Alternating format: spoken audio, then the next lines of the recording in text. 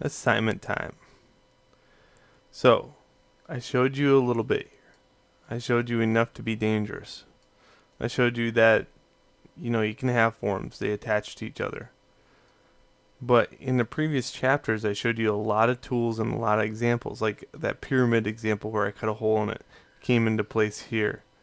I showed you the ability to extrude on a curve. Maybe that would come in handy here. Maybe extruding it off here and then merging the edges right here. There's another example that I showed you. So I want you to extrapolate all the information that you know or could reference back to from the past videos to produce this weapon.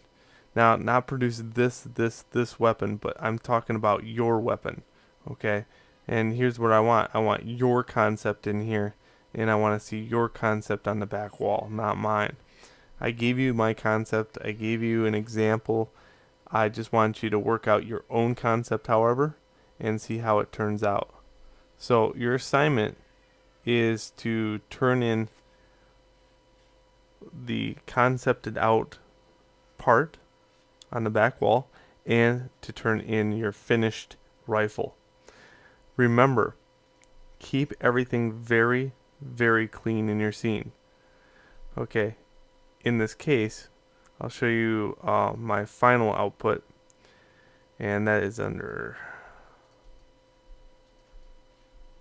this, and I'll show you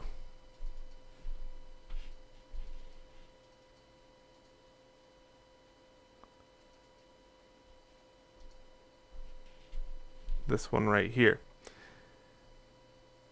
So as my final output goes, I want to clean up my scene. So here's one I did earlier. And I did this a couple times just to make sure I had the workflow down pat and everything else. So here it's facing the other direction. But notice I have the smoothed out version with the 3 on the keyboard. And I also have the version that's smooth using the mesh smooth feature. So the high poly and low poly, notice they're labeled conventionally and they're all put together. So that's what I want for the assignment. Your low poly and high poly one.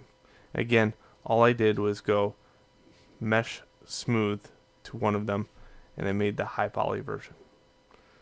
Alright, enjoy the assignment and move on with the chapters when you're done.